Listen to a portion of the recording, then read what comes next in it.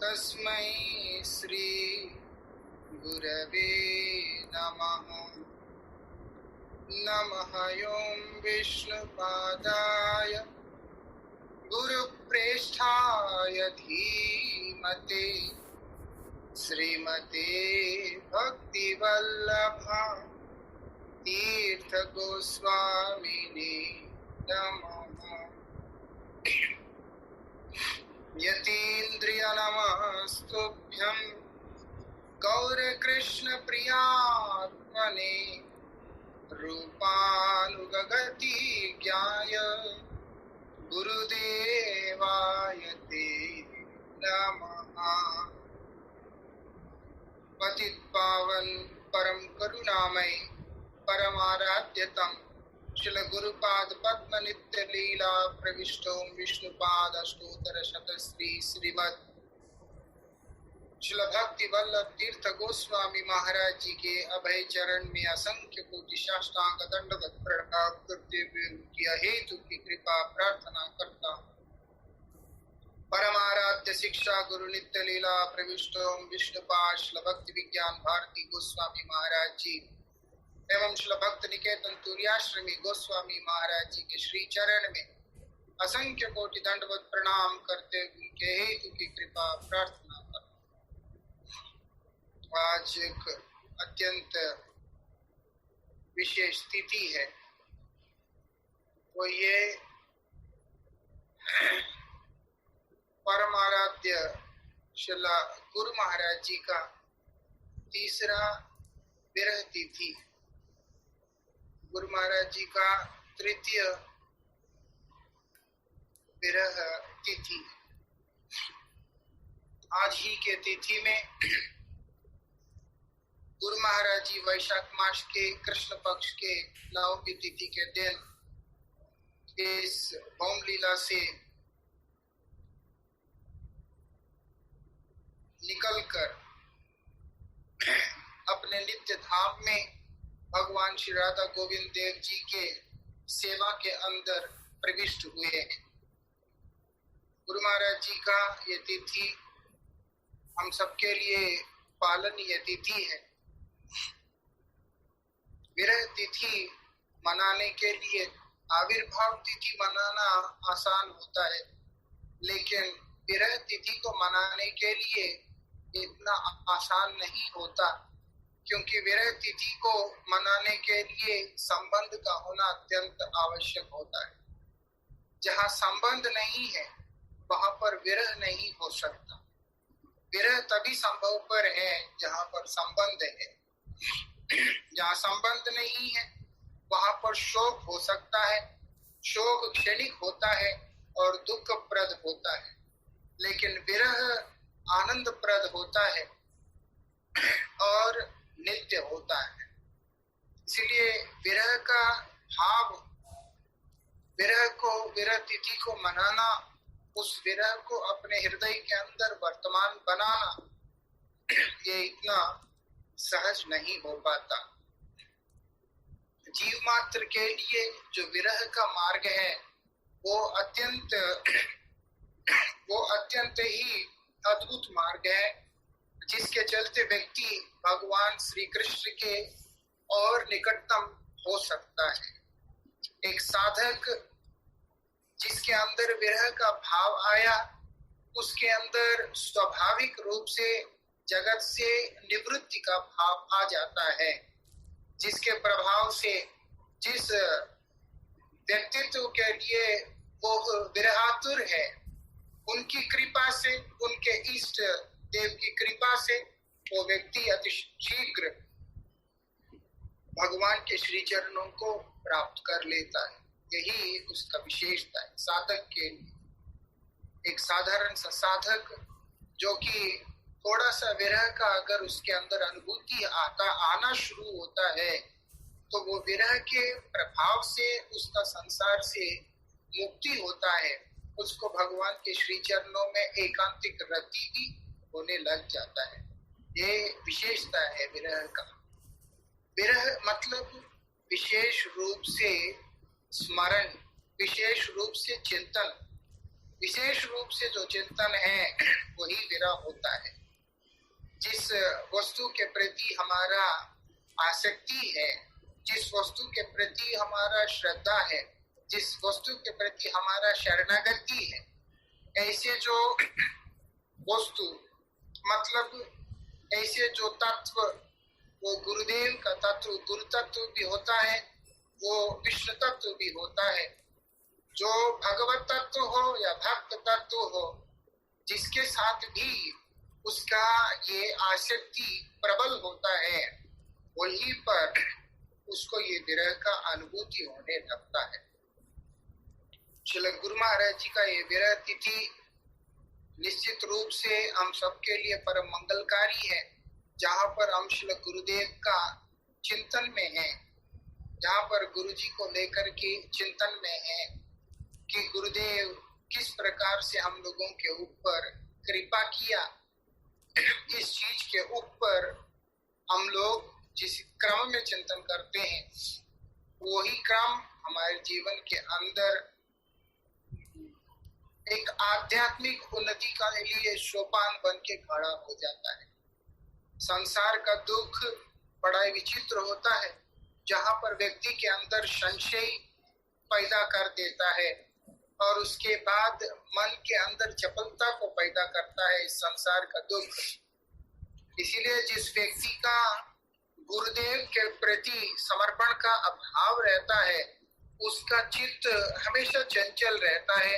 ऐसे व्यक्ति गुरुदेव के अप्रकट के बाद संग के आकांक्षी होकर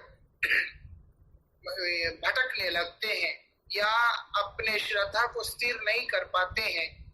उस तरह का जो व्यक्ति जिन्होंने गुरुदेव से प्रेम ना करते हुए केवल मात्र ऊपर से संग करने का चेष्टा किया है, जिसके कारण उनका वास्तविकता में गुरुदेव के साथ में गहन एक गंभीर संबंध की स्थापना नहीं हुआ है।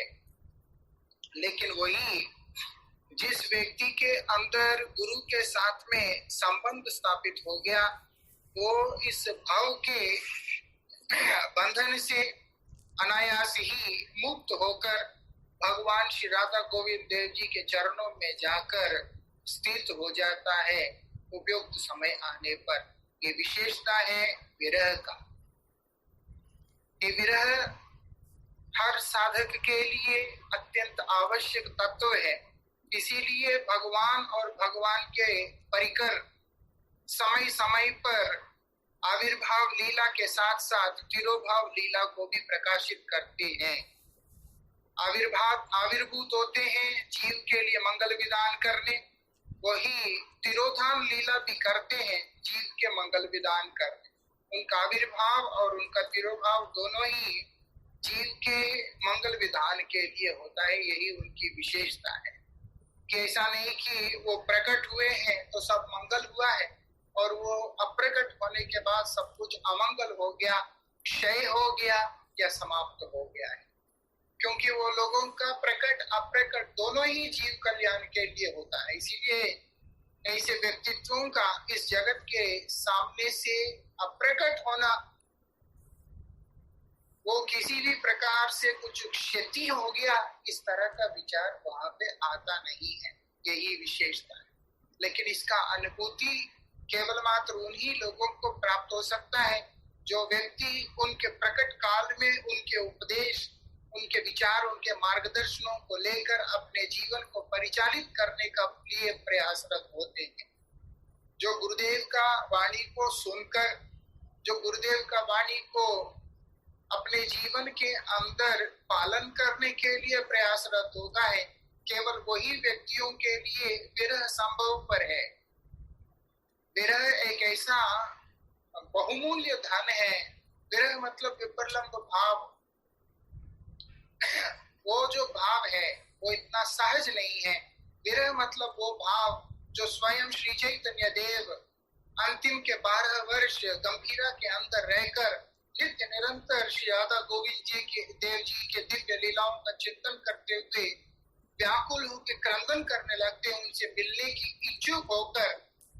उस तरह का जो रस, जहाँ पर बाह्य दृष्टि से देखने पर अत्यंत भयावह पीड़ा बावजूद भी आंतरिक रूप से जहां पर परमानंद का अनुभूति प्रति क्षण हो रहा है, इष्ट की स्मृति हमेशा वर्तमान बना हुआ है, वहां ना भूत का अस्तित्व दिखता है, ना वहां भविष्य का कोई उम्मीद, केवल मात्र वहां पर वर्तमान ही वर्तमान दिखाई देता है। वो वर्तमान के अंदर अपने इष्ट के प्रति उनका जो आसक्ति, उनका जो प्रीति, वो प्रगाढ़तम होता हुआ दिखाई देता है। वो विशेषता विरह के अंदर ही अनुभव किया जा सकता है। विरह को शब्दों के द्वारा व्याख्या कर पाना असंभव पर है। जैसे प्रेम शब्द की जो परिभाषा कुछ मात्रा में दिया जा सकता है, लेकिन वास्तविकता में प्रेम शब्द की कोई भी परिभाषा नहीं दिया जा सकता, ठीक उसी प्रकार से विरह का जो भाव है वो एक विरही की अनुभूति से अनुभूति के अंदर आने वाली वस्तु है, ना कि वो शब्दों के द्वारा वर्णन करने के उपयुक्त वस्तु वो नहीं है। जो हो फिर भी श्री गुरु महाराज जी के शिष्य होने के नाते गुरुदेव ने कृपा करके संबंध प्रदान करने के कारण गुरुदेव को स्मरण करना हम सबके लिए परम मंगलदायी है। इसीलिए आज ही के तिथि के दिन हम लोग गुरुदेव को विशेष रूप से स्मरण करते हैं। गुरुदेव परम आराध्य श्री गुरुदेव के दिव्य और अलौकिक चरित्र के अंदर ये चीज देखने में आता है कि गुरुदेव का जो चरित्र अपने आप में एक विरही चरित्र रहा है। गुरुदेव का जो चरित्र है वो अपने आप में एक ऐसा विरही चरित्र रहा है, जैसे कि श्री दास गोस्वामी और श्री गौर किशोर दास बाबा जी महाराज जी के जीवनी में देखने में आता है। इसलिए गुरुदेव के प्रणाम मंत्र में ये बात उल्लेख किया गया है कि विरहार्थ गुरु गिरिराज तटे भृगुपात इह रघुनाथ सम। जिस प्रकार रघुनाथ दास गोस्वामी भृगुपात करने गिरिराज जी के पास आके अपने जीवन को त्याग करने की इच्छा से श्री धामपुरी से निकलकर ब्रज की ओर प्रस्थान करते हैं और ब्रज में पधारते हैं, ठीक उसी प्रकार परमाराध्य श्री गुरुदेव भी परम गुरु महाराज जी के अप्रकट होने का पूर्व ही जैसे ही उनको ये खबर प्राप्त हुआ, जो गुरुदेव अपने गुरुदेव से एक क्षण के लिए भी विमुख होकर, अलग होकर, दूर होकर नहीं रह सकते, वो गुरुदेव ने जब इस बात को सुना कि मेरे गुरुदेव अब इस जगत के ऊपर कृपा करने के लिए प्रत्यक्ष रूप से, स्थूल रूप से अपने आप को प्रकाशित नहीं कर रहे हैं, किसी भी मुहूर्त में हम सबको सेवा से वंचित न करते हुए अपने नित्य धाम में प्रस्थान करेंगे। जब ये बात गुरुदेव के कान में पड़ा, उसी समय गुरुदेव ने सब कुछ त्याग कर श्रीधाम गोवर्धन में आ चुके थे। श्रीधाम गोवर्धन में गुरुजी आ गए हैं कि मैं और कहीं नहीं जाऊंगा। क्यों? क्योंकि ये जीवन को रख के लाभ क्या है? इतना विरह जो कभी कहीं नहीं गए गुरुदेव के श्री चरणों को छोड़कर, वो गुरुदेव के सम्मुख में भी उपस्थित नहीं हो पाए, केवल इसी चिंतन और इसी विचार से कि गुरुदेव का अभी अप्रकट लीला होने जा रहा है। इस तरह का विरह की अनुभूति से गुरुदेव का जो जीवन वो इस जगत के सामने प्रकाशित हुआ है। ये विशेषता है श्री गुरु महाराज जी का। गुरु जी गोवर्धन में पधारे, उसके बाद उनको ये संवाद प्राप्त हुआ कि परम आराध्य परम गुरुदेव इस जगत से अपने लीला को विश्राम दे दिया और वो लोग चाहते हैं कि गुरु महाराज जी वापस चले। गुरु महाराज जी हजारों प्रयास के बाद भी गुरु महाराज जी गोवर्धन से वापस जाना ही नहीं चाहते। तो गुरु महाराज जी के एक गुरु भाई परम गुरु महाराज जी का शिष्य, उनके पास अपना एक छोटा सा बंदूक था, वो लेकर के आए गुरु जी के पास और स्वयं अपने ही आप की ओर बंदूक को इशारा करते हुए गुरु महाराज जी से कहने लगे, अगर आप कलकत्ता अगर नहीं चलेंगे अगर आप गुरु जी के उत्सव में नहीं चलेंगे तो मैं अपने प्राणों को इसी मुहूर्त में त्याग करूंगा। जैसे ही ये बात कहा, गुरु महाराज जी अपने लिए नहीं, अपने गुरु भाई के प्राणों की रक्षा के लिए, कि मेरे कारण मेरे गुरु भाई का प्राण चला जाएगा, वो तो ठीक नहीं है, उससे मेरे गुरुदेव मुझसे कभी भी प्रसन्न नहीं होंगे। उसमें भी गुरुदेव का प्रसन्नता और सतीर्थ का प्रति सुहृद का जो भाव है, वो गुरु जी को यद्यपि इच्छा ना होने के बाद भी कलकत्ता लेकर के आया। ऐसे गुरु जी का एक जीवन यात्रा का एक द्वितीय चरण इस प्रकार से आरंभ हुआ। किस प्रकार से गुरु जी का गुरुगत प्राण है कि परम आराध्य परम गुरु महाराज जी उनको उपदेश देते हैं कि तुमने इस कार्य को करना है, उसके बाद चाहे कुछ भी हो जाए, कोई उनका साथ में खड़े हो या ना हो, गुरुदेव ने कहा है तो उस कार्य को उन्होंने करना ही। हम लोग जैसे सुनते हैं आज्ञा गुरु नाम अविचारणीयम, गुरुदेव की जो आज्ञा उसमें कोई दूसरा विचार नहीं हो सकता।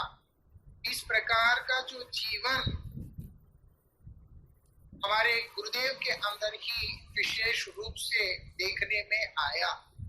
परम गुरु महाराज जी के अनेकों शिष्य होने के बाद भी, एक से एक योग्य शिष्य होने के बावजूद भी परम गुरु महाराज जी इस बात को विशेष रूप से वहां पर बतलाया कि मेरे हृदय के अनुरूप अगर कोई है वो यही है। क्योंकि वो परम गुरु महाराज जी का कोई भी आदेश का रत्ती भर भी इधर से उधर नहीं करते।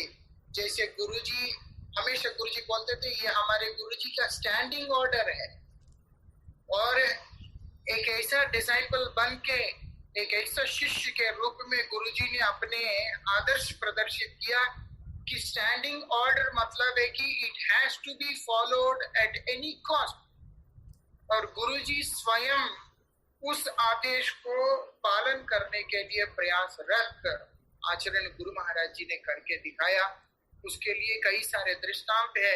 उनमें से अगर हम विचार करते हैं तो सुवर्ण विहार की जो घटना, गुरु महाराज जी को जब परम गुरु जी ने चैतन्य मठ में जब परम गुरु जी आचार्य लीला कर रहे थे, उस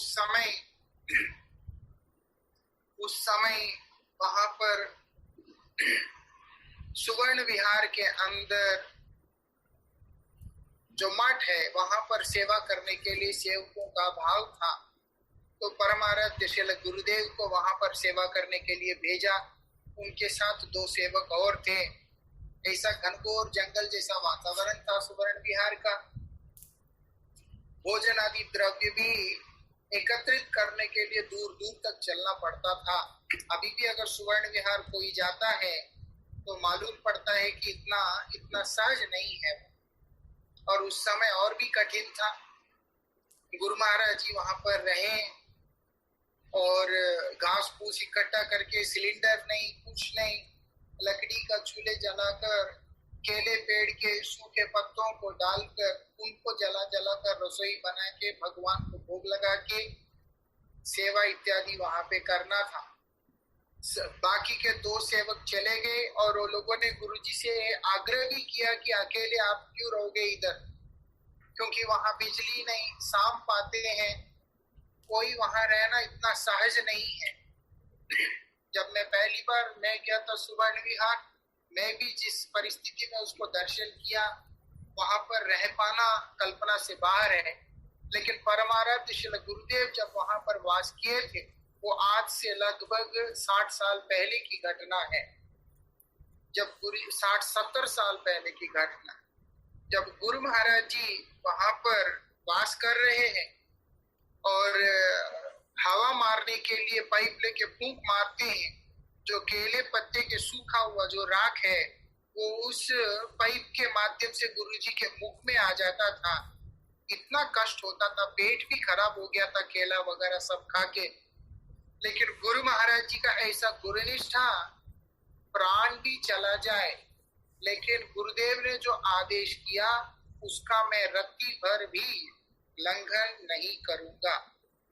इस तरह का गुरुजी का आचरण के साथ में जीवन शुरू हुआ। और उसके बाद गुरुजी का सरलता को देखकर, गुरु महाराज जी के सरलतापूर्ण आचरण और गुरुनिष्ठा को देखकर परम गुरु महाराज जी का गुरुदेव के प्रति विशेष प्रेम और आकर्षण हुआ है। कहीं पे भी गुरु पक्षपाती नहीं होता, भगवान पक्षपाती नहीं होते, लेकिन एक उत्तम शिष्य अपने उत्कृष्ट आचरण के द्वारा गुरु को अपने वशीभूत कर लेते हैं।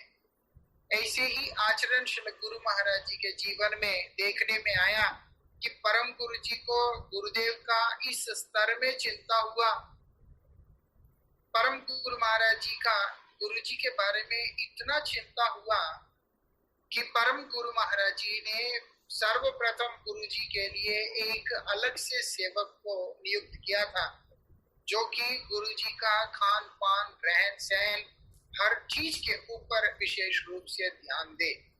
उस समय जहाँ पर सेवक बहुत कम हुआ करते थे, जहाँ पर सेवाएं बहुत ज्यादा हुआ करता था, उस समय गुरु महाराज, परम गुरु महाराज जी ने देखा कि ये कृष्ण वल्लभ ब्रह्मचारी, ये जो मेरा शिष्य है, ये अपने लिए लेश मात्र भी ना सोचते हुए अपना सर्वस्व केवल मेरे ही सेवा के लिए समर्पित करके रखा हुआ है। ऐसे सेवक है और उनकी सेवा को देखते हुए परम गुरु महाराज जी का इतना ममता उनके ऊपर आया, उनका वात्सल्यता और गुरुदेव के ऊपर इस स्तर में आया कि परम गुरु महाराज जी ने उनके लिए सेवक नियुक्त किया था और सेवक को आदेश किया था कि जो कुछ भी इनके लिए जरूरत है वो सब तुमने देखना है। इस तरीके का गुरु जी का आचरण के साथ में मठवास आरंभ हुआ और गुरु महाराज जी धीरे धीरे श्री चैतन्य गौड़िया मठ के सेक्रेटरी को पद को भी गुरु जी ने संभाला। गुरु जी के योग्यताओं के कारण परम गुरु महाराज जी ने उनको श्री चैतन्य गौड़िया मठ प्रतिष्ठान का सेक्रेटरी बनाया था। गुरु जी उसका सचिव बन के, परम गुरु जी का सेवक बन के जितने भी आवश्यक सेवाएं हैं वो तमाम सेवाओं को वहां पर करते रहे। सेवाओं को करते करते जब परम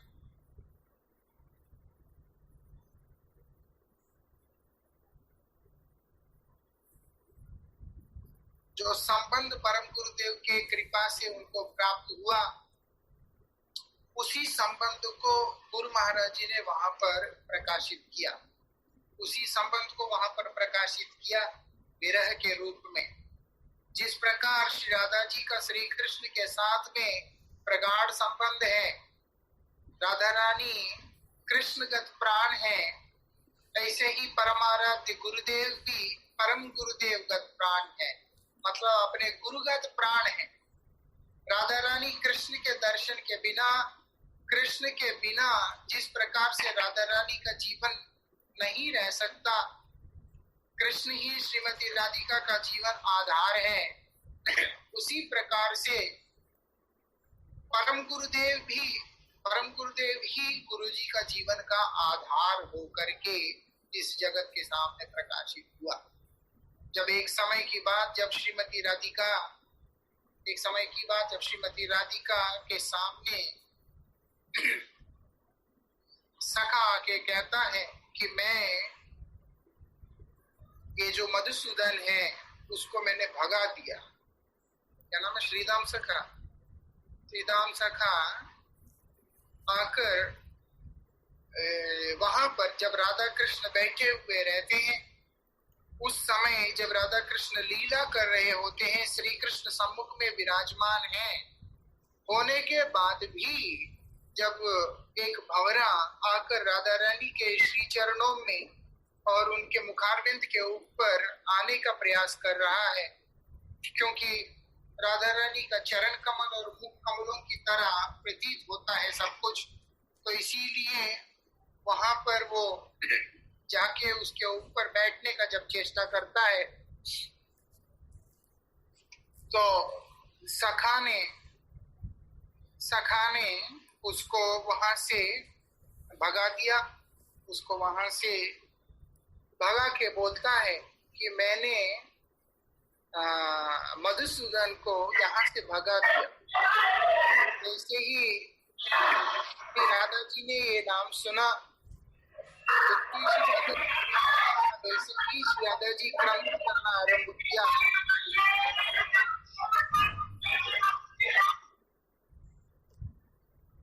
जैसे ही राधा जी क्रंदन करना शुरू किया, श्री कृष्ण श्री राधा जी को स्पर्श करते हुए कहते कि राधे, मैं तो तुम्हारे सम्मुख में हूँ, मैं तो कहीं नहीं गया हूँ, मैं तो तुम्हारे पास में हूँ।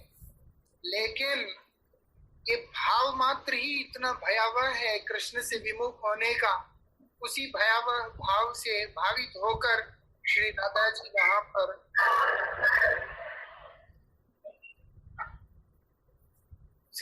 जी वहां पर क्रंदन करना आरंभ किया और वेवल हो उठी।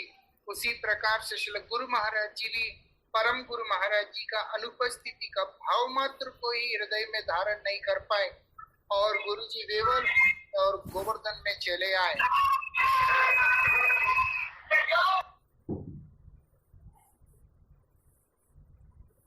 अभी फिर गुरु जी को लेकर के आए। हमने सुना कुछ बात भारती महाराज जी से भी, जब गुरु जी को वापस लेकर के आए, गुरु जी ऐसी अवस्था में थे, वो बोल रहे थे कि हम कैसे संभालता महाराज जी को, हमें ही समझ में आ नहीं रहा था, क्योंकि परम गुरु जी के समाधि के टाइम में गुरु महाराज जी उपस्थित नहीं थे। गुरु जी परम गुरु जी के विरह सभा में उपस्थित हुए थे, जिसके अंदर परम गुरु जी के जितने भी ज्येष्ठ गुरु भ्राता है, जितने भी वरिष्ठ वैष्णव मठ के अंदर के उस समय के थे, सबके सब वहां पर उपस्थित थे। उन सबके बीच में गुरु महाराज जी अपने आप को बिल्कुल ऐसे लीला प्रकाशित किया, जैसे कि वो इस समय क्या उनके लिए कर्तव्य है वो भी उनके समझ से परे है। उसी समय जगमोहन प्रभु जी, जो कि परम गुरु महाराज जी के गुरु भ्राता है, उन्होंने परम गुरु जी के द्वारा दिए गए पत्र को वहां पर पढ़ के जब बतलाया कि परम गुरु महाराज जी ने अपनी इच्छा प्रकाशित किया है कि वो हमारे परमाराध्य गुरुदेव श्री भक्ति वल्लभ तीर्थ गोसाई महाराज जी को अपने उत्तराधिकारी के रूप में मनोनीत किया है। ये बात सुनने के बाद गुरुजी मठ में नहीं रहना चाहते हैं, गुरु महाराज जी उस स्थान में नहीं रहना चाहते जहां पर उनके गुरुदेव अभी उनके लिए उस प्रकार से प्रकट होके आदेश देने के लिए वहां पर प्रकाशित नहीं है। इस स्थान में गुरुजी नहीं रहना चाहते, लेकिन यहाँ पर आदेश उनको आचार्य पद पे अभिषिक्त होने के लिए हो रहा था। इतना कष्टदायी स्थिति गुरु महाराज जी के सामने है।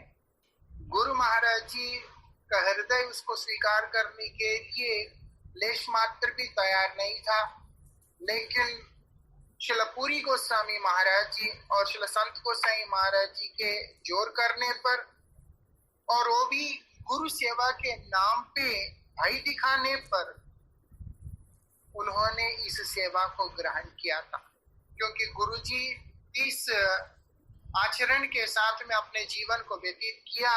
आज्ञा गुरु नाम ही अविचारणीय, कि गुरुदेव का आज्ञा का ऊपर कोई विचार नहीं हो सकता, कि अगर गुरुदेव ने जैसी इच्छा किया वैसे करना एक सेवक के नाते मेरा परम कर्तव्य है। और परमाराध्य गुरुदेव इच्छा ना होते हुए भी उस पद को गुरुदेव ने स्वीकार किया।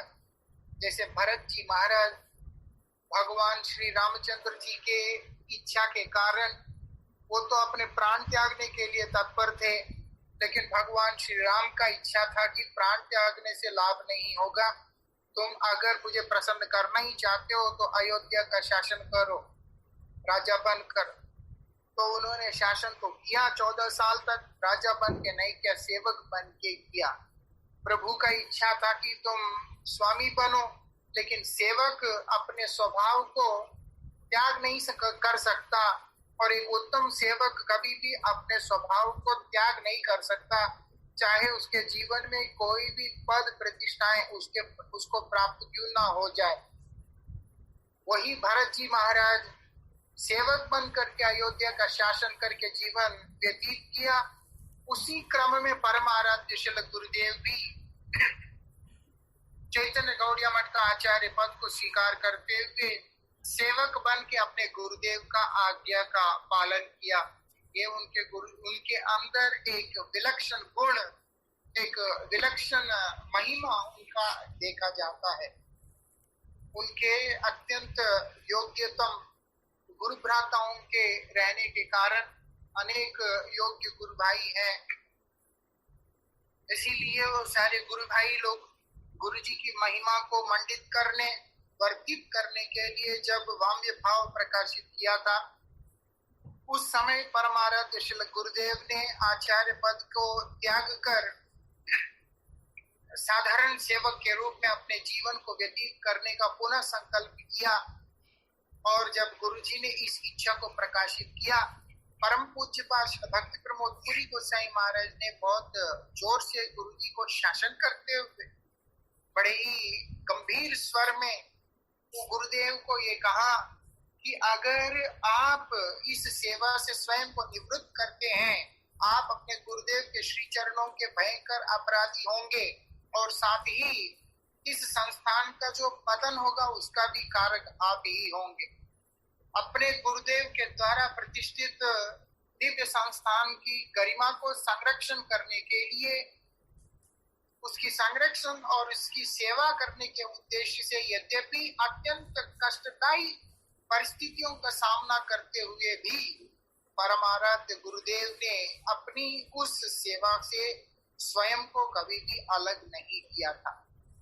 हम लोग तो जब गुरुजी आचार्य लीला आरंभ किए थे, हम लोग तो थे नहीं, लेकिन जब 2010 के अंदर परमाराध्य गुरुदेव किसी विशेष उद्देश्य से आचार्य पद को त्याग करने का, विश्राम देने का, आचार्य लीला को जब गुरुजी ने संकल्प किया था, उस समय श्रीधाम मायापुर के अंदर भक्तों के द्वारा जिस प्रकार के विचलित परिस्थिति उत्पन्न हुआ, भक्त लोग गुरुजी के इस निर्णय से सहमत ना होते हुए जिस तरह से चंचल हो उठे, ऐसे चंचल स्थिति में उन सारे भक्तों को संबोधन करते हुए परमाराध्य गुरुदेव ने एक ही बात कहा था, आप सबके माध्यम से, आप सबके रूप में मेरे गुरुदेव मुझे शासन कर रहे हैं और कह रहे हैं कि तुम इस सेवा को छोड़ना नहीं। शिष्य लोग वहां पर क्रंदन कर रहे हैं और गुरुदेव वहां पर शिष्यों को नहीं, वो शिष्यों के माध्यम से अपने गुरुदेव का आदेश दर्शन कर रहे हैं। हर क्रिया के अंदर जो केवल मात्र अपने गुरुदेव का प्रसन्नता और गुरुदेव का आदेश ही को दर्शन किया कर रहे हैं और उसी विचार से अपने जीवन को व्यतीत कर रहे हैं। वो एक विरह का पराकाष्ठा का जो स्तर गुरुजी के जीवन के अंदर आचरण में देखने को आया है। और गुरु सेवक है मान्य अपनार, जितने भी गुरुदेव के सेवक हैं वो सारे सेवक मेरे लिए आदरणीय हैं। इस भाव से गुरुजी ने अपने तमाम जीवन को व्यतीत किया, यही विशेषता है। यद्यपि गुरुदेव के जो सतीर्थ हैं, कुछ एक वैष्णवगण गुरुदेव के प्रति वाम्य भाव प्रदर्शित करने के बाद भी गुरुदेव स्वयं उन सब के प्रति हमेशा आदर और गौरव का भाव ही प्रकाशित करके जगत के सामने आदर्श दिखाया। जैसे परम गुरु जी के स्तव में आता है, गुरु सोदर गौरव दान रतम, जो गुरु भाई है उन लोगों का जो गौरव है, उन लोगों का जो सम्मान है, यथोचित सम्मान उनको प्रदान करना, जैसे परम गुरु जी का जीवनी के अंतर देखने में आया, वही यथावत श्री गुरु महाराज जी के अंदर भी देखने में आया कि जितने भी है ये सब मेरे गुरुदेव के सेवक हैं। जितने भी हैं ये सब मेरे गुरुदेव के सेवक हैं। गुरुजी के सेवक होने के नाते ये जितने भी हैं ये सब मेरे लिए भी परम आदरणीय है। स्वयं को उन सब का सेवक के रूप में दर्शन किया, स्वयं को उन सब का सेवक के रूप में ही प्रस्तुत किया और स्वयं को सब समय एक छोटा सा सेवक के रूप में ही रखकर, इतना छोटा सा सेवक के रूप में गुरुजी ने स्वयं को प्रकाशित किया कि जहां पर गुरुजी को अपने भी कोई कार्य किसी से करवाना होता है, गुरुजी स्वयं चलकर उनके पास जाया करते थे। ना कि गुरुजी कभी भी आचार्य होने के बाद भी कभी भी गुरुदेव ने कभी किसी को अपने पास आने का आदेश नहीं दिया था। गुरुजी ग्राउंड फर्स्ट फ्लोर में रहते थे, अनंतराम प्रभु तीसरे मंजिल में रहते थे और जितने भी गुरुजी चिट्ठियां लिखते थे भक्तों के लिए या जो भी और कार्य होता था, गुरुजी कुछ भी कराना होता था, अनंतराम प्रभु के कमरे में जाकर गुरुजी उन कार्यों को कराया करते थे। अगर शिष्य से भी मिलना है, बात करना है, पूछने पर गुरुजी हमेशा एक बात बोलते थे, ये तो हमारा नौकर नहीं, ये तो भगवान का सेवा के लिए आया, ये तो गुरुजी का सेवा के लिए आया, हमारा तो नौकर नहीं कि हम उनको अपने पास आने का आदेश देगा। ये सेवा तो हमारा है, सेवा करना है तो हमको जाना होगा। इस प्रकार का गुरुजी उच्चतम विचार रख के उच्चतम आचरण के साथ में अपने जीवन को गुरुजी ने व्यतीत किया था और अपने किसी भी गुरु भाई को कभी भी ये इतना भी कष्ट नहीं आने दिया था। यही गुरुजी का विशेषता रहा, यही एक गुरुजी का एक विलक्षणता रहा कि उनके जितने भी गुरु भाई हैं उनमें से भले ही कोई गुरुदेव के ऊपर अप्रसन्न हो, लेकिन तब भी गुरुजी ने कभी भी अपने आप को उन लोगों के सामने कभी भी एक विशिष्ट व्यक्तित्व के रूप में प्रकाशित ही नहीं किया था। ऐसे सरल प्रकृति के साथ में गुरुजी का जीवन यात्रा इस संसार के अंदर चला। ये तो पूर्व की बात है। 2002 के अंदर जब गुरु महाराज जी के साथ में जब मुझे गुवाहाटी जाने का मौका मिला था, 2-3 संदर्भ ऐसा हुआ गुवाहाटी मठ के अंदर। मैं अनंतराम प्रभु, कमाल प्रभु, मास्टर जी, हम चारों गुरु जी के साथ में गए हुए थे। 2 महीना मुझे गुरु जी के साथ रहने का मौका मिला था। उस समय 2-3 बार मैंने ऑब्जर्व किया, गुरु जी का कमरा उस फ्लोर का उस कोने में था, सेवकों का कमरा उसी फ्लोर में इस कोने में था और गुरुजी के रूम में कॉलिंग बेल रखा था। इन केस ऑफ इमरजेंसी आप बेल बजाएंगे तो हम सेवा में उपस्थित हो जाएंगे। लेकिन देखा गुरु महाराज जी ने एक बार भी उस बेल का प्रयोग नहीं किया। उल्टा जब भी गुरुजी को किसी भी वस्तु के लिए आवश्यकता पड़ती थी, गुरुजी वहां से चलकर, बीच में 6-7 कमरों का फर्क है, उतने कमरों को पार करते हुए गुरुजी चलकर बाहर आते थे और हमारे कमरे में आके जिससे भी काम था उसको बहुत प्यार से आवाज देके बुलाया करते थे। इस प्रकार का गुरुजी का आचरण रहा है। गुरु भाई, ये तो शिष्यों के साथ ही गुरुजी का इतना मर्यादित व्यवहार है, आप कल्पना भी नहीं कर सकते। गुरुजी अपने गुरु भाइयों के साथ गुरुजी का किस प्रकार से उनका आचरण रहा है। गुरुजी, परम गुरुजी का उसी विचार को, उसी को लेकर कार्य किया करते थे। जैसे परम गुरु महाराज जी के बारे में आता है, प्रभुपाद मने अर्पित देह मतिम, प्रभुपाद जी के श्री चरणों में जिन्होंने अपने शरीर, मान, बुद्धि सर्वस्व समर्पित कर दिया कि केवल मात्र इस शरीर के अंदर अगर कोई भी वस्तु का प्रयोग होगा, वो प्रयोग और केवल मात्र प्रभुपाद जी की सेवा के लिए होगा। उसी भाव को लेकर परमाराध्य श्री गुरुदेव भी परम गुरु जी के चरणों में अपने आप को पूर्ण रूप से समर्पित कर दिया था। ये चीज उनके जीवनी में देखने में आता है। हर तरह से हर क्षेत्र में ये चीज देखने में आता है। गुरु जी का मति के अंदर परम गुरुदेव है, इसीलिए चाहे मठ की परिचालना करना हो या मठ का आचार्य लीला करना हो, हरिनाम दीक्षा इत्यादि का कार्य करना हो, गुरु महाराज जी हमेशा परम गुरु महाराज जी को ही आगे रख के किया करते थे। यहाँ तक बोला करते थे कि मैं तो तुम लोगों का गुरु नहीं, तुम्हारा गुरु तो हमारे गुरु जी हैं। इस प्रकार से कभी गुरु जी ने एक बार भी ये शब्दों का प्रयोग नहीं किया कि आप मेरे शिष्य हैं। गुरु जी हमेशा यही संबोधन करते थे, मठ का शिष्य है। मतलब उनका दृष्टि में ये व्यक्ति जितना भी है ये सब हमारे गुरु जी का शिष्य है, और मैं भी इन सब के साथ में एक हूँ जो कि गुरु जी का सेवा करने और गुरुदेव की प्रसन्नता के लिए चेष्टा करने में व्यस्त हूँ। इस प्रकार का व्यक्तित्व के साथ में जीवन व्यतीत किया। जब तक कोई व्यक्तित्व आपके हृदय में, आपके मति में पूरी तरह से स्थान ना बना ले, तब तक कभी भी आप उनके जैसे कार्यों को नहीं कर सकते। यही विशेषता है, उनके जैसे कार्यों को नहीं कर सकते। यही विशेषता गुरु जी के आचरण में दिखाई देता है कि गुरु महाराज जी के अंदर परम गुरु महाराज जी कितने गहराइयों में जाके बसे हुए हैं कि गुरु महाराज जी इस संसार के अंदर से परम गुरु महाराज जी को अप्रकट होने ही नहीं दिया।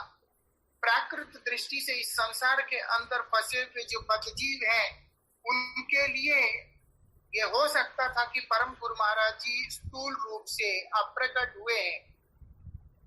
जीव मात्र भी खत्म नहीं होता तो महापुरुष कहाँ से चले जाएंगे। जीव अप्रकट होता है, ऐसे ही महापुरुष भी अप्रकट ही होते हैं।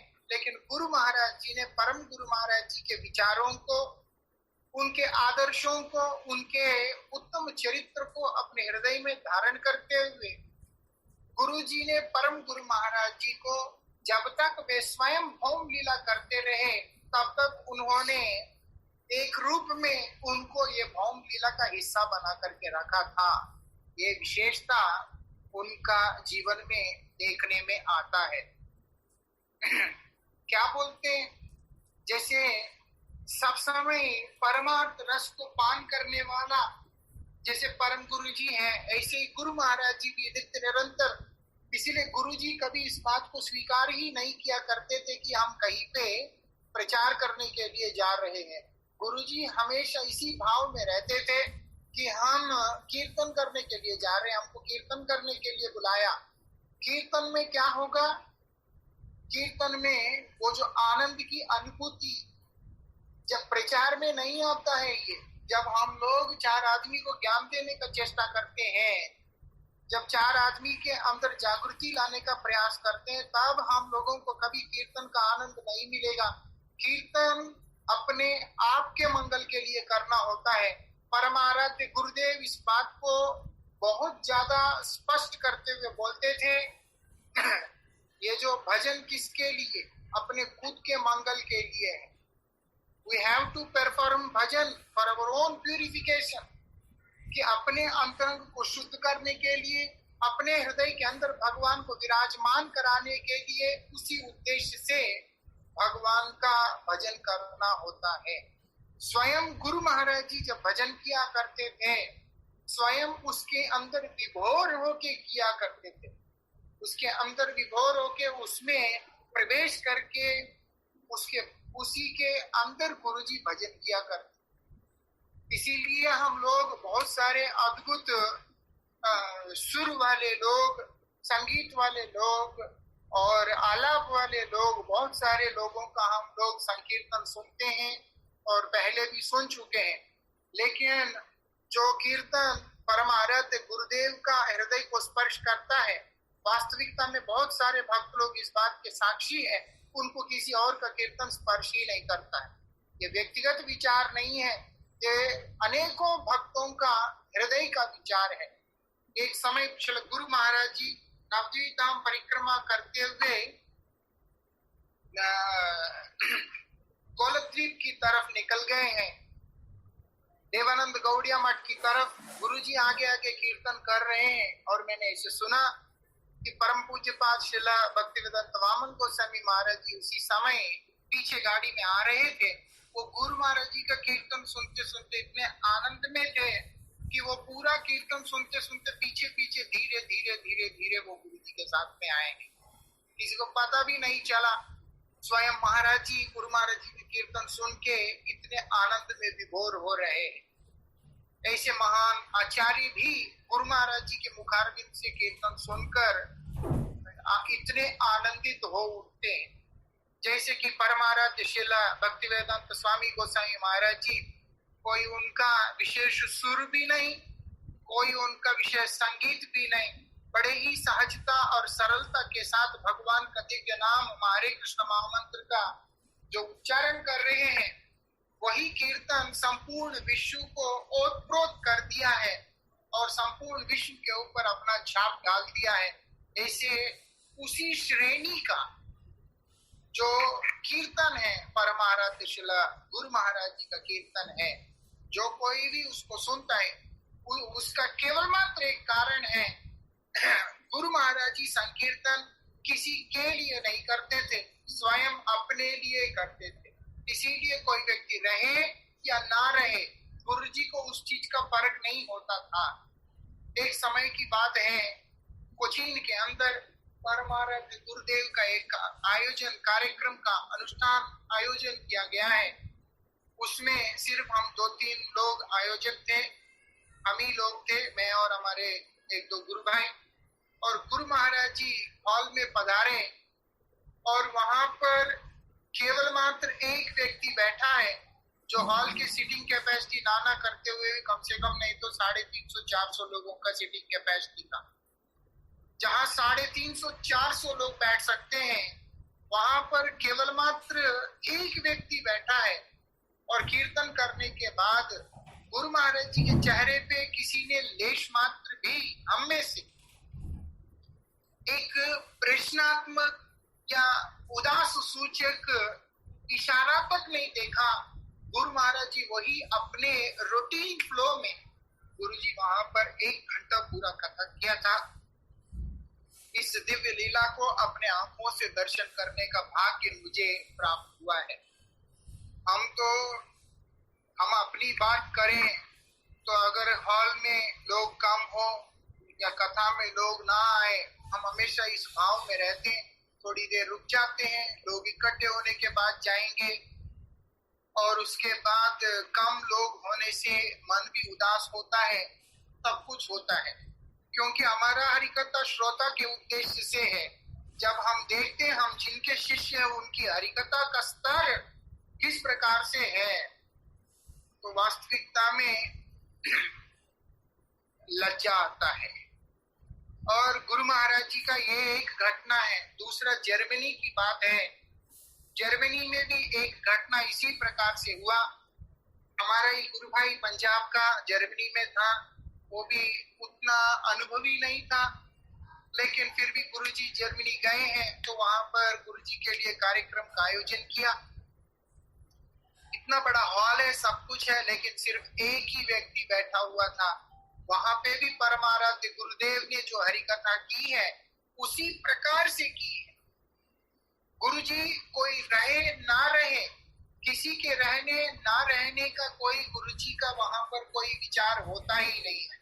तुम रहो तो तुम्हारा मंगल, ना रहो तो क्या है।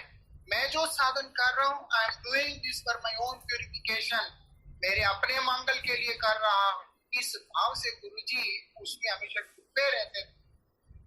इसलिए बोलते हैं जैसे परम गुरु महाराज जी हैं, ऐसे गुरुजी परमार्थ रसामृत पान रतम। ये जो नित्याराधना का पाठ हम लोग करते हैं, वो नित्याराधना गुरु महाराज जी का नित्य साधना के ऊपर आधारित टाइटल है, जहां पर भगवान परमाराध्य गुरुदेव के द्वारा नित्य उन संकीर्तनों का आराधना किया जाता है। मतलब डेली गुरुजी उन सब स्तुतियों का पाठ करते हैं नियमित रूप से, ऐसे गुरु महाराज जी किया करते थे। इसी कारण से और उसके अंदर कुछ 15 भजन है, वो गुरुजी ने विशेष रूप से चिंतन करने के लिए लिख के दिया। इसीलिए उनको भी उसमें शामिल किया। जिन स्तवों को, जिन स्तुतियों को, जिस क्रम में गुरुजी रोज पाठ किया करते थे, उसी क्रम में उसको करने के लिए उस ग्रंथ को बनाया गया है कि अपना भजन, उसमें गुरुजी उस साधना को करते करते उस रस को अनुभव कर रहे होते हैं। ये गुरुजी का व्यक्तित्व है। ऐसा नहीं कि गुरुजी चार आदमी को सिर्फ उपदेश देते हैं। गुरुजी स्वयं अपने जीवन के अंदर उस आचरण को रखकर अपने जीवन को परिचालित करते हैं। और क्या बोलते, गुरु गौरव भास्कर दीप्ति निभम, जो परमाराध्य उनके जो गुरुदेव हैं, परम गुरुजी, उनका गौरव को हमेशा सूर्य के प्रकाश के समान जो सर्वत्र व्याप्त कराने का जो काम है वो उन्होंने ही किया।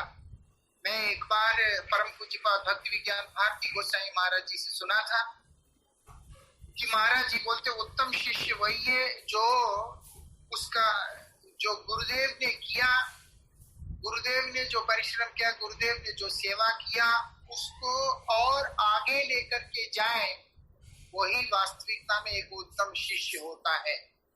महाराज जी शिष्य का धर्म के बारे में बता रहे हैं। शिष्य कौन है? ये नहीं बोलता है कि ठीक है जो है गुरुजी करेंगे, करने वाले तो गुरुदेव ही होते हैं, लेकिन शिष्य का धर्म होता है सेवा करना। सेवा तुम करोगे, बाकी उसका परिणाम जो करना होगा वो तुम्हारे गुरुदेव करेंगे। एक शिष्य का धर्म होता है सेवा करना, एक उत्तम शिष्य का धर्म होता है। इसीलिए महाराज जी बोलते हैं कि एक उत्तम शिष्य क्या करता है, अपने गुरुदेव के द्वारा किए गए जो भी सेवा है, उन सेवाओं को आगे लेकर के चलता है।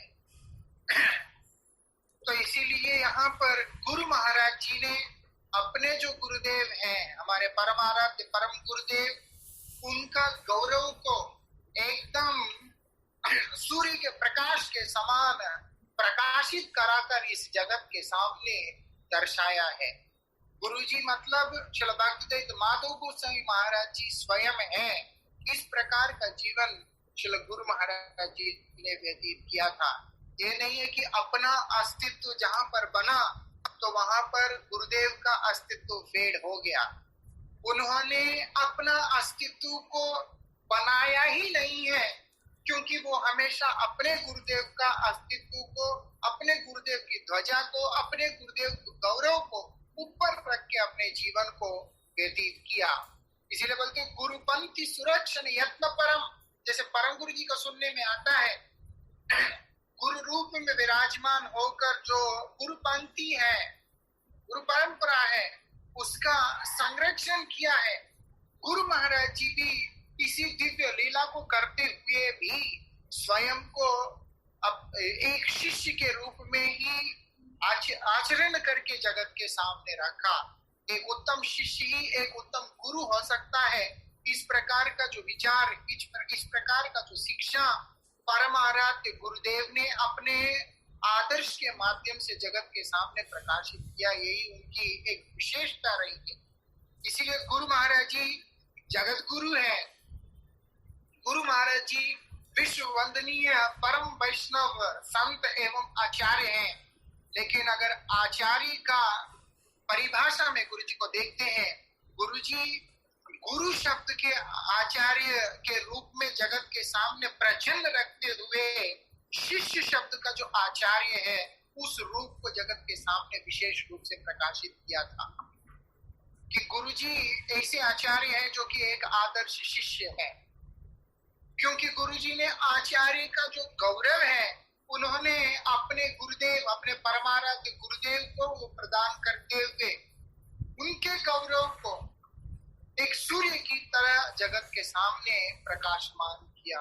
ऐसी अद्भुत जीवन परमाराध्य श्री गुरु महाराज जी का जीवन है।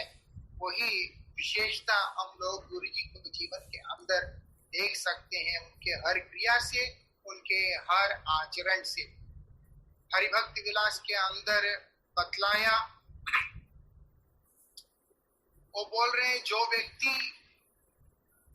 व्यक्ति ना गुरोर अर्पितम अप्रियम कुर्यात तदित पादितो पीवा ना अवमन्यते तद वाक्यम न प्रियम ही समाचरेत। क्या बोल रहे हैं? कभी भी जो गुरुदेव के लिए अप्रियकर कार्य है, जो काम करने पे गुरुजी को प्रसन्नता नहीं होगा, वो कार्य को कभी भी नहीं करना है। यद्यपि तुम्हें कष्ट होता हो तो तुम उस कष्ट को सहन करो, लेकिन गुरुजी को कभी भी जो काम करने से प्रसन्नता नहीं होगा, वो कार्य तुमको नहीं करना है।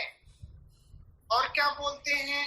अगर तुम्हारे ऊपर लांछन आएंगे, तुम्हारे ऊपर शासन आएंगे, तुम्हारे ऊपर और चीजें कभी भी कष्ट भी आएंगे, तब भी उन कष्टों का सामना करना है, लेकिन कभी भी ऐसी कोई भी कार्य जीवन में नहीं करना है जो कि गुरुदेव को प्रसन्नता ना हो, और ना ही उनकी वाणी की कभी अवमानना करनी, उनकी अवहेलना करना है, और ऐसी कोई कार्य नहीं करना है जिससे उनको अच्छा नहीं लगता है। परमाराध्य गुरुदेव उनके ऊपर बहुत तरह के असुविधाएं आया। कई वैष्णवों ने जिस प्रकार से दुर्वासा की आचरण के माध्यम से अम्बरीश महाराज की महिमा प्रकाशित हुआ, जिस प्रकार रात्रि है, रजनी है, तो इसीलिए रवि की महिमा भी प्रकाशित हुआ, जिस प्रकार अंधकार है तो प्रकाश का महिमा प्रकाशित होता है, जिस प्रकार से अज्ञान है तो ज्ञान की महिमा को प्रकाशित होता है, उसी प्रकार से ये वैष्णव आचरण है। श्रेष्ठ वैष्णव गुरु सेवा के अंतर्भाग में ही कि अपने गुरुदेव के द्वारा चयन किए गए एक महोन्नत आचार्य को जगत के सामने प्रकाशित करने के उद्देश्य से, क्योंकि गुरु महाराज जी के स्वभाव के अंदर इतना संकोच है कि स्वयं गुरुजी कभी भी अपने वैभव को जगत के सामने प्रकाशित नहीं करेंगे। इस कारण से गुरु महाराज जी के वैभव को जगत के सामने प्रकाशित करने के उद्देश्य से उनके कई सतीर्थों ने उनके साथ में विभिन्न प्रकार की लीलाओं की रचना की है।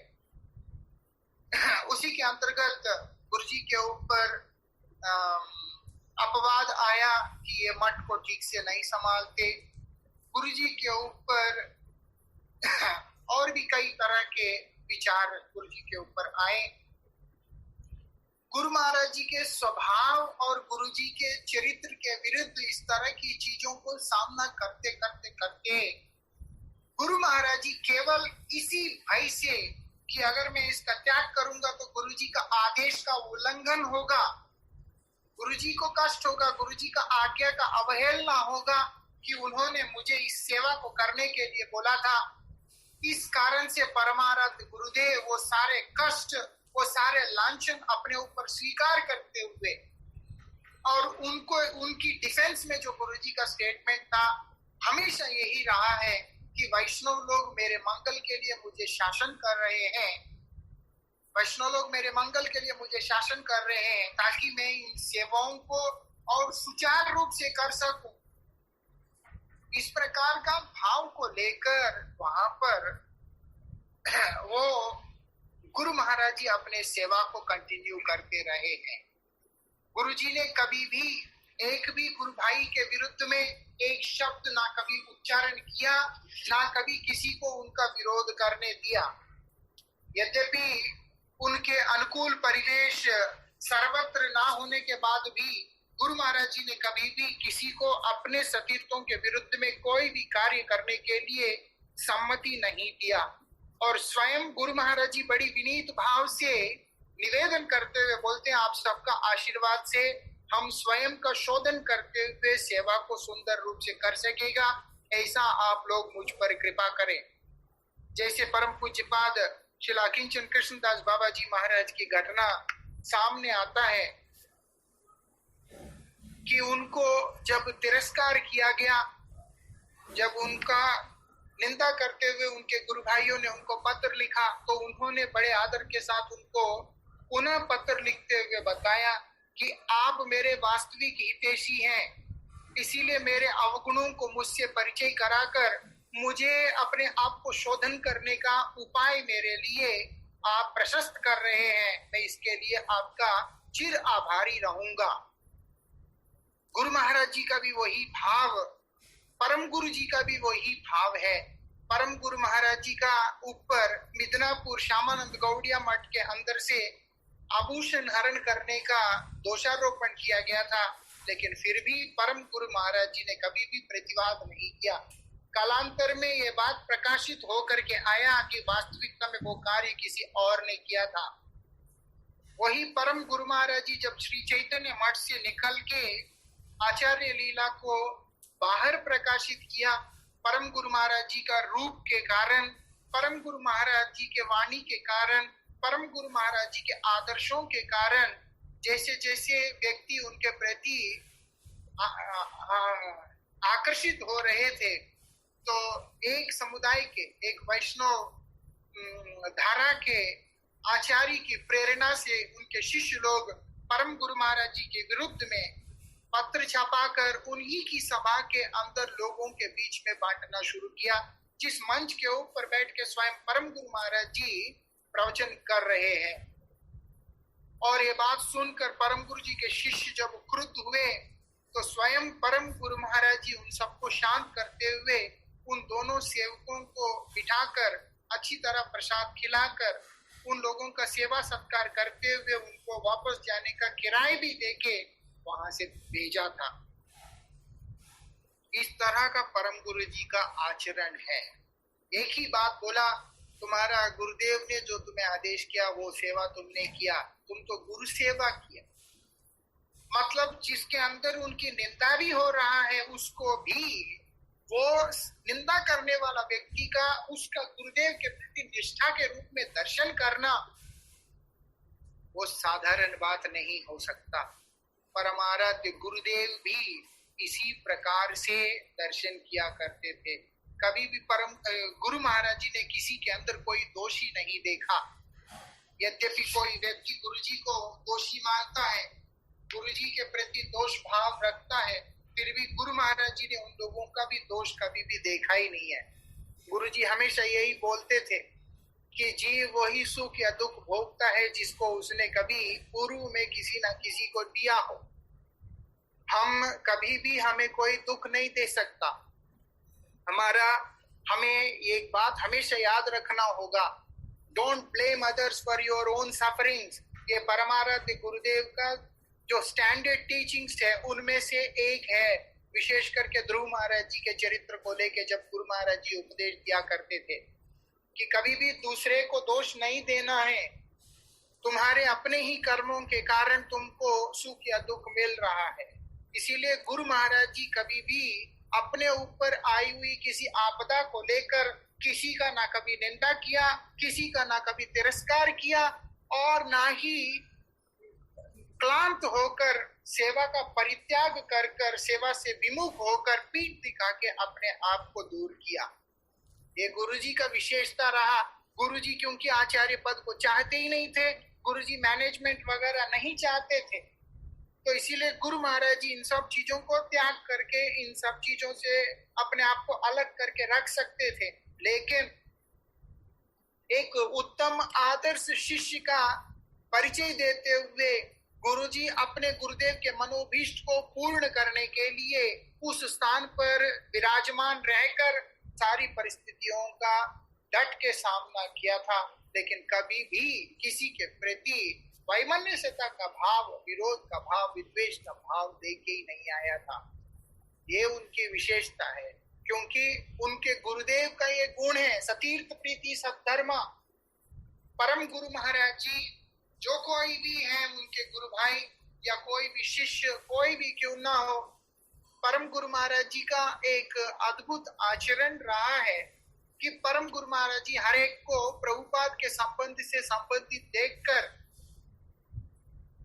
कि ये सब मुझे तिरस्कृत भले कर सकते हैं, लेकिन इन सब ने प्रभुपाद जी का मन से सेवा किया और इन सब की सेवा के द्वारा प्रभुपाद अत्यंत प्रसन्न हुए हैं। इसीलिए गुरुदेव को जिसने प्रसन्नता विधान किया वो सब सतीर्थ मेरे लिए पूज्य है। इस प्रकार के भाव से परम गुरु महाराज जी रहकर हर एक के साथ में प्रीति युक्त होकर उन्होंने अपने समय को व्यतीत किया। जो उनसे श्रेष्ठ हैं और ज्येष्ठ हैं उन लोगों का आदर अलग तरीका से किया, जो परम गुरु जी से जो कनिष्ठ है उन लोगों के प्रति आदर और प्रेम का भाव अलग प्रकार से किया, लेकिन जितने भी उनके सतीर्थ रहे हैं उन सब के प्रति उन्होंने एक अद्भुत प्रेम को वहां पर प्रकाशित ही किया। यहाँ तक कि जिस गुरु भाई परम गुरु महाराज जी को चैतन्य मठ से बाहर जाने के लिए विशेष रूप से उपयोग किया, विशेष रूप से प्रयत्नशील रहा और आगे रह के काम किया, उनको भी जब जरूरत पड़ा था तो स्वयं परम गुरु महाराज जी ने अपने सेवकों को बोलकर सेवा को निकाल कर उनकी सेवा में लगा के उनका स्वास्थ्य को ठीक किया था। गुरु महाराज जी का भी सेम टू सेम आचरण देखने को मिला है। इसलिए गुरु जी को देखना मतलब परम गुरु जी को ही देखना है। गुरु जी जगत के सामने परम गुरु जी को ही रखा है हमेशा के लिए। गुरु महाराज जी को जिन सतीर्थों ने गुरु जी को विशेष रूप से स्वीकार नहीं भी किया, जिन गुरु जी समकालीन गुरु भ्राता जो कि गुरुदेव को उस स्तर में स्वीकार नहीं कर पाए, ये उनका दोष नहीं है, ये उनका लीला है, क्योंकि वो परम गुरु महाराज जी का संग करके परम गुरु जी के साथ रहने के बाद वो स्वाभाविक होता है, बहुत असुविधा होता है कि गुरु के प्रति जो निष्ठा और समर्पण है उसको दूसरे के अंदर, उसके गुरु भाई के अंदर देखने का प्रयास करना इतना सहज नहीं होता। और वो लोग कितना प्रयासरत है वो हम जानते नहीं है, लेकिन उनके वो जो गुरु भाई है वो लोगों का जो गुरु जी के प्रति कैसा भी व्यवहार रहा, लेकिन जिस समय उन लोगों को सेवा की जरूरत है, अगर कोई सबसे ज्यादा आगे आके उनका सेवा किया, केयर किया, अपने शिष्यों को उनकी सेवा में लगाया, तो वो केवल और केवल हमारे परम आराध्य गुरु महाराज जी हैं। कभी भी गुरु जी ने किसी को इस चीज के लिए इस चीज का भाव नहीं लाने दिया कि ये मेरे गुरुदेव को पसंद नहीं करता, इसका सेवा नहीं करना, उसका सेवा नहीं करना, ये भाव ही नहीं है। और तो और परम आराध्य गुरु महाराज जी उनके जो गुरुवर्ग हैं, उनके जो चाचा गुरु इत्यादि जो भी लगते हैं, उनके जो शिष्य होते हैं, उनके प्रति भी गुरु भाव से ही गुरु महाराज जी का दर्शन रहा है। हमारे एक मित्र हैं और परम पूज्यपाद नित्यलीला परिश्रल भक्ति कुमुद संत गोसाई महाराज जी के शिष्य हैं, जिनका नाम है पूज्यपाद भक्ति बांधव तपस्वी महाराज। बहुत ही विशेष, बहुत ज्यादा उम्र के नहीं है और अभी कितने लगभग 40 साल के होंगे। और 2005 में जब उनका उम्र मान लीजिए 25 साल का है, तब संत गोसाई महाराज जी से आदेश लेके उन्होंने हमारे मठ के साथ में ब्रजमंडल परिक्रमा करने के लिए आए। जब उन्होंने ब्रजमंडल परिक्रमा करने का इच्छा किया, परम पूज्य पाशल भक्ति कुमुद संत गोसाई महाराज ने उनको आदेश किया कि तुम जाके भक्ति वल्लभ तीर्थ गोसाई महाराज जी के अनुगत्य में परिक्रमा करना, तुम्हारा परम मंगल होगा। तो अभी उनके गुरुदेव का आदेश है, इसीलिए कोई द्वितीय विचार हो ही नहीं सकता। वो हमारे गुरुजी के पास आके प्रणाम करके कहते हैं कि हमारे गुरुजी ने मुझे कहा था कि आपके साथ में मैं परिक्रमा करूं, तो आप मुझे कृपा करके स्थान दें और क्या सेवा करना है आदेश करें। गुरु महाराज जी ने सेवकों को लगाकर विशेष रूप से आदेश दिया कि ये संत गोसाई महाराज जी के शिष्य हैं, इसीलिए इनका बहुत ही सम्मान के साथ में रखना और इनसे कोई सेवा नहीं कराना, इनका सेवा करना है, इनसे कोई सेवा नहीं कराना है। वयस में कम होने के कारण तपस्वी महाराज जब सेवा करने के लिए जाते, जो सेवा करने के लिए जाते हैं, सब उनके हाथ से बाल्टी कड़ची सब ले लेते हैं। उनका मन में बड़ा चिंता का भाव आया और वो गुरुजी के पास जाके बोलते हैं कि आप यहाँ हमको कोई सेवा नहीं करने दे रहे। गुरु महाराज जी उनसे कहते हैं कि संत गोसाई महाराज जी ने आपको भेजा, आप परिक्रमा करें, हम आपसे किस प्रकार से सेवा ले सकते हैं। मतलब शिष्य को देखते हुए भी उनके गुरु को दर्शन कर रहे हैं, उनके गुरु के आदेशात्मक जो शब्द हैं उसको दर्शन कर रहे हैं और उन शब्दों का सम्मान कर रहे हैं और उन शब्दों को जो लेकर के आया वाहक उसका सेवा करते हुए स्वयं इस भाव को अनुभव कर रहे हैं कि मैं संत गोसाई महाराज जी का सेवा कर रहा हूं। वृत्ति की सेवा करते हुए स्वामी का सेवा को अनुभव कर पाना वो हर साधारण व्यक्ति का बस का काम नहीं होता। ये विशेष विलक्षण स्वरूप स्वभाव सिर्फ गुरुजी जैसे महान वैष्णवों में ही दर्शन करने को आता है कि एक सेवक को देखकर बाद में फिर बहुत ज्यादा आग्रह करने पर गुरु महाराज जी ने तपस्वी महाराज जी से इतना कहा था, अगर आपकी इच्छा है तो आप एक समय आप सुबह नाश्ता का परिवेशन करें और बाकी आप संकीर्तन का आनंद लें। वो भी सिर्फ तपस्वी महाराज के जोर करने पे, प्रार्थना करने पे गुरुदेव ने इतनी सी सेवा करने के लिए वो किया। गुरुजी बोलते वो तो हमारा सेव्य है, सेव्य से हम सेवा कैसे लेंगे, हमारा धर्म तो उनका सेवा करना। इस प्रकार का भाव में गुरु महाराज जी का समय व्यतीत हुआ।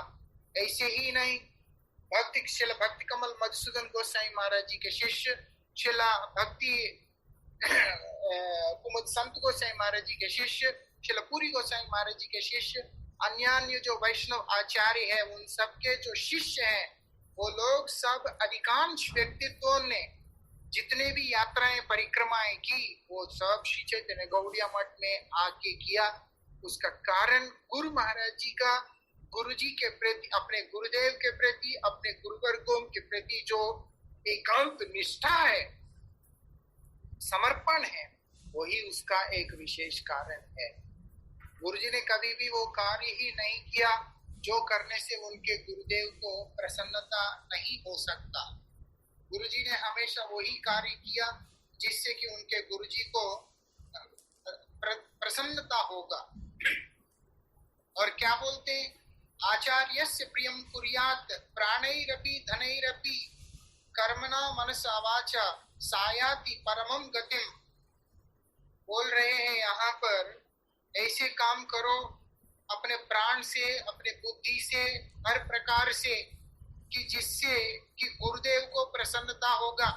अगर गुरुदेव को प्रसन्नता प्रीति विधान करेंगे तो अंत में हम लोग उस निर्दिष्ट गंतव्य स्थान को प्राप्त करेंगे,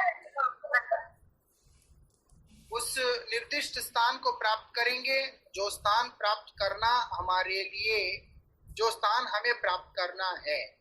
ये विशेषता परम गुरु जी अपने अंतिम वाणी के अंदर जो उपदेश दिया उसमें उन्होंने विशेष रूप से कनक कामिनी प्रतिष्ठा से दूर रहने के लिए सेवकों को निर्देश दिया। सेवकों को कनक कामिनी प्रतिष्ठा से दूर रहने के लिए निर्देश दिया। इसीलिए गुरु महाराज जी का हमेशा इस बात की तरफ जोर रहा है कि कनक कामिनी प्रतिष्ठा से व्यक्ति दूर रहे। इसीलिए गुरु महाराज जी सबसे ज्यादा नरसिंह देव का कीर्तन किया करते थे। परम पूज्य पद भारती महाराज जी एक बार मुझे कमरे में बोलते हैं, हम लोग पहले इतना नहीं करते थे लेकिन तुम्हारे गुरुजी ही ज्यादा नर्सिंग करते रहते हैं। ऐसे महाराज जी ने मुझको बोला था कि पहले चैतन्य गौड़िया मठ में इतना ज्यादा नरसिंह स्तुति नहीं किया करते थे नॉर्मल और कीर्तनों की तरह, लेकिन परमारथ गुरुदेव ने नरसिंह देव के कीर्तन के ऊपर विशेष रूप से जोर दिया है। उसका कारण गुरुजी एक कथा के अंदर बोलते हैं कि जो 3 इम्पीडिमेंट्स ऑफ डिवोशनल प्रैक्टिस है कनक कामिनी प्रतिष्ठा, वो तीनों ही हिरण्यकशिपु सूचक है। इसीलिए जब हम भगवान नरसिंह देव से कृपा प्रार्थना करेंगे, उनकी कृपा से ये जो तीनों ही भक्ति के अंदर जो बाधाएं हैं वो अपने आप दूर हो जाएंगे। इसके अलावा गुरुदेव अपने आचरण से, जैसे गुरु महाराज जी के लिए जो भी सेवा आता था, पहले गुरु जी का इस प्रकार से गुरु जी का आचरण है, जो भी सेवा उनके पास आता था, जैसे ही गुरु जी का डायरी में एंटर हुआ वो सब मठ की सेवा में चला गया। स्वयं के लिए गुरु महाराज जी ने किसी भी प्रकार के सेवा के धनराशि में से एक पैसा भी गुरुजी ने अपने लिए कभी खर्चा ही नहीं किया, क्योंकि तुम्हार कनक ओघेर जनक ताहार द्वारा सेवई माधव, जो कनक जो आया, धनराशि जो आया, ये सब अगर अपने लिए व्यतीत होगा तो भोग का जनक होगा। और गुरुजी ने इस चीज को विशेष रूप से कहा, कनक के पीछे कभी जाना नहीं। ये कनक किसके लिए? ताहार द्वारा ये सेवई माधव, मेरे गुरुदेव ने ये कहा कि ये धन को भगवान की सेवा में लगाना है। इसीलिए गुरु महाराज जी ने 25-25 पैसा तक जो लोगों ने गुरुजी को दिया पहले, कुछ साल पहले, उसको अपने डायरी में लिखा करते थे, और गुरुजी ने वो सारी पैसा को भगवान की सेवा में लगाया। क्योंकि असम जाते हैं और बंगाल जाते हैं या और स्थान जाते हैं, उत्तर प्रदेश के कई गांव में जहां पे भी जाते हैं, लोग आर्थिक रूप से धनी नहीं हुआ करते थे, लेकिन सेवा करने का एक भाव उनके अंदर होता था। इसीलिए सेवा करने के उद्देश्य से वो लोग जो कोई भी धन जितनी भी मात्रा में गुरुजी को दिया करते थे, वो सिक्के ही क्यों ना हो, उसको भी गुरु महाराज जी उठाकर भगवान की सेवा में लगाया, क्योंकि उनका गुरुजी का ये स्टैंडिंग ऑर्डर था और गुरुजी ने अपने आचरण में उसको प्रकाशित किया। जब गुरुजी के लिए टिकट्स बुक करना होता था, गुरुजी हमेशा सिंपल जनरल क्लास टाइप में ऐसे सस्ता टिकट्स पे जाया करते थे।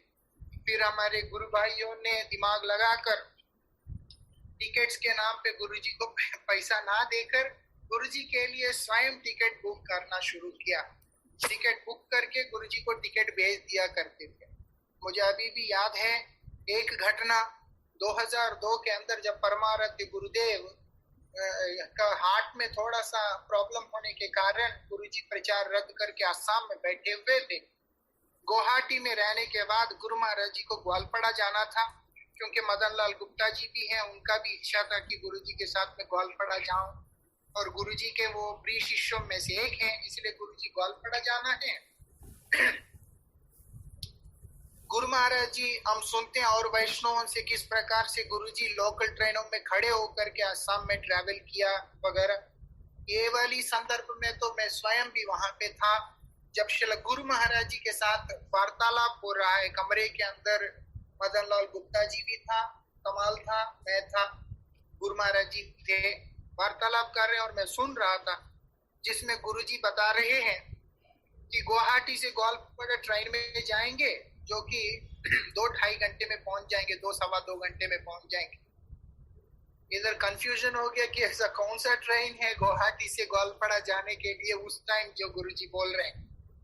गुरुजी बोलते हैं कि एक ट्रेन है और बाथरूम नहीं होता उसमें, और 2 घंटे में पहुंच जाएंगे। सिर्फ सेवक ने इतना कहा कि पहले जाके सीट पकड़ना होगा। तो गुरुजी कहते हैं कि हमारे जाने से पहले 2-4 ब्रह्मचारी आगे जाके जगह ले लेंगे, तो फिर हम लोग जाके आराम से बैठ जाएंगे। तब हम सोचने लगे तो पता चला कि वो लोकल ट्रेन है, जैसे मुंबई में रहता है लकड़ी के सीट वाला। फिर लास्ट में गुरुजी बोल रहे हैं कि नहीं, इसी में जाना है, इसी में चलते हैं, क्योंकि ट्रेन है, सुविधा है, ट्रैफिक नहीं होगा, ये नहीं होगा। फिर वो मदन लाल गुप्ता गुरु महाराज जी के सामने एकदम थोड़ा सा ऊंची आवाज में बोला, मतलब चिल्लाया नहीं, लेकिन भावुक स्वर में बोला कि आप उसमें नहीं जाएंगे। गुरुजी बोलते, फिर बोलते गाड़ी जाएगी। वो फिर गुरुजी ने पूछा, लेकिन हमारे साथ इतने भक्त लोग भी हैं, लगभग 12-13 विदेशी थे, हम लोग 4-5 लोग थे। एक गाड़ी में गुरुजी का सामान भर्ती था, 3 गाड़ी, एक में गुरुजी और कमाल और अनंतराम प्रभु ऐसे 2-3 लोग थे, और एक गाड़ी में मैं और विदेशियों के साथ में हम लोग ऐसे 4 गाड़ी करके गए। वो उन्होंने बोला कि नहीं, गुरु महाराज जी गाड़ी में ही जाएंगे और हम व्यवस्था करेंगे सारे गाड़ियों का। तो अब जाकर गुरु महाराज जी उस गाड़ी में गए, लेकिन अपनी तरफ से जो गुरुजी के कन्वर्सेशन था, गुरुजी नॉट बिकॉज ऑफ मनी की गुरुजी पैसे की चिंता है गुरुजी को सिर्फ सिंप्लिसिटी की बात है, गुरुजी के लाइफ के अंदर सादगी की बात है, वैराग्य की बात है। क्योंकि जो व्यक्ति के अंदर विरह की वेदना से जिसका हृदय दग्ध हो रहा होता है, उसको बाह्य किसी वस्तु के प्रति आकर्षण हो ही नहीं सकता। धन के प्रति गुरुजी का लेश मात्र भी रुचि नहीं है। जब मैं चंडीगढ़ मठ से आके गोकुल महावन में रहा था 5 महीना, उस समय कोई सेवक ना होने के कारण, भाषा का समझ ना होने के कारण, ना ब्रज भाषा समझ आता है ना बंगाली समझ आता है, इसीलिए खान पान ठीक ना होने के कारण मैं गोकुल महावन में अस्वस्थ हो गया था। तो जब मुझे चंडीगढ़ दिल्ली लेके गए थे और उस समय गुरुजी ने कुशल समाचार पूछा, जैसे ही गुरुजी को पता चला कि मेरा स्वास्थ्य ठीक नहीं, तो गुरुजी ने पूछा मेरे दिल्ली आने का प्रयोजन क्या है, किस लिए आए दिल्ली फिर? तो विष्णु महाराज जी ने गुरुजी से कहा कि गोकुल महावन के कलेक्शन के लिए, मासिक चंदा के लिए हम ये बच्चे को यहाँ पर रख कर सिखाना चाहते हैं। हमारे गुरु भाई ये प्रभु को सब जगह ले जाके, ताकि ये गोकुल महावन मठ के लिए कलेक्शन कर सके। गुरु महाराज जी ने स्पष्ट शब्दों में कहा, सबसे पहले इनका इलाज कराना, क्योंकि तबीयत ठीक नहीं था, पेट वगैरह सब खराब था। बोले इलाज कराना, बाद में कोई भी सेवा में लगाना। तब तक के लिए आवश्यकता है तो हर महीना जितना खर्चा होगा उतना पैसा गोकुल महावन मठ में हम दे देंगे। गुरुजी का इस तरह का विचार था। सेवा के लिए वहां पर छोटा बड़ा बुजुर्ग ऐसा विचार ही नहीं है। जो मठ में है वो सब गुरुजी का संपत्ति है, गुरुजी का सेवक है। छोटा बड़ा कोई भी हो, उन सब का सेवा करना मेरा धर्म है। इस प्रकार के भाव से श्रील गुरु महाराज जी का आदर्श आचरण युक्त जीवन व्यतीत हुआ। एक पहली बार मैं जब इलाहाबाद गया था तो गुरुजी के साथ एक प्रभु जी भी गए थे, सच्चिदानंद प्रभु जी, रागभूषण बोल के उनको उपाधि भी मिला था। बहुत सुंदर कीर्तन किया करते थे। उनका वहां जाते ही तबीयत खराब हो गया, अब उनको दिल्ली भेजना था। तो गुरु महाराज जी कौन जाएगा बोल के जब ये बात आया कि दिल्ली कौन लेके जाएगा, तो गुरु महाराज जी के पास ये लोगों ने मेरा नाम प्रस्तावित किया। गुरु महाराज जी मुझको 4 बार बुलाया, टिकट का पैसा दिया, टिकट करा कि नहीं ये पूछा, कैसे जा रहा हूँ ये पूछा। गुरु जी का जो केयर है, उनके गुरु भाई मेरे गुरु जी का सेवक है ये लोग, और इनके लिए जो गुरु जी का एक कंसर्न कि एकदम संभल के सावधानी के साथ में इनको दिल्ली मठ ले जाना है, ऐसे जो गुरु जी का इंस्ट्रक्शंस था वो अपने आप में बताता है कि गुरु महाराज जी का कितना प्रीति है। उसका कारण कि गुरु महाराज जी के हृदय के अंदर बैठ के परम गुरु महाराज जी सारा कार्य को कर रहे हैं। इसीलिए गुरु जी का जो आचरण परम गुरु जी के आचरण से कभी भी भिन्न नहीं रहा है। जो हो मालूम पड़ता है। बोलने के लिए बहुत कुछ है, 1.5 घंटा हो गया, इसीलिए और समय में ले नहीं सकूंगा। गुरु महाराज जी का जीवन अपने आप में विरही जीवन है, विरहमयी जीवन है। वो दिखाई देता है कि विरह है, इसीलिए वो वर्तमान है। गुरु जी का हृदय परम गुरुदेव के लिए व्याकुल होके क्रंदन करते करते करते उस स्तर पे आ गया कि गुरु जी के आंखों में से आंसू सूख गया था, कि गुरु जी के आंखों में ड्रॉप्स डालना पड़ा था। आंख ड्राई हो चुके थे गुरु जी के। गुरु जी के आंखों में हर थोड़ी थोड़ी देर में ड्रॉप्स डालना पड़ता था। गुरु जी के आंसू बाह्य जगत के सामने प्रकाशित ना होते हुए भी अंदर अंदर से गुरुदेव के हृदय को जलाकर उनके अंदर से आंसू को ही सुखा दिया है। इस स्तर में गुरुदेव विरह का रस को आस्वादन करते, उस विप्रलंब का रस को आस्वादन करते हुए जीवन को व्यतीत किया। और भी कई सारी घटनाएं, जैसे किस प्रकार से गुरुजी परम गुरुजी के भजन कुटीर में जा रहे हैं, दर्शन कर रहे हैं। एक गुरुजी का कमरे में जाके एक शिष्य किस प्रकार से गुरुदेव के कमरे का दर्शन करता है, किस प्रकार से उसके अंदर रखे हुए वस्तुओं का दर्शन करता है, ऐसी उन्माद प्रेमोन्माद गुरुदेव के नेत्रों में दिखाई देता था। ऐसी गुरु जी का दिव्य आचरण था। फिर कभी प्रेरणा आएगा तो हम लोग इस विषय पे और चर्चा करेंगे। इन्हीं शब्दों के साथ मैं अपने वाणी को विश्राम देता हूँ। वांछा कल्पतरुभ्यश्च कृपा सिंधुभ्येव च पतितानां पावनेभ्यो वैष्णवेभ्यो नमो नमः। पतित पावन परम करुणामय परम आराध्यतम शिल गुरुपाद पद्म नित्य लीला प्रविष्टोम विष्णुपाद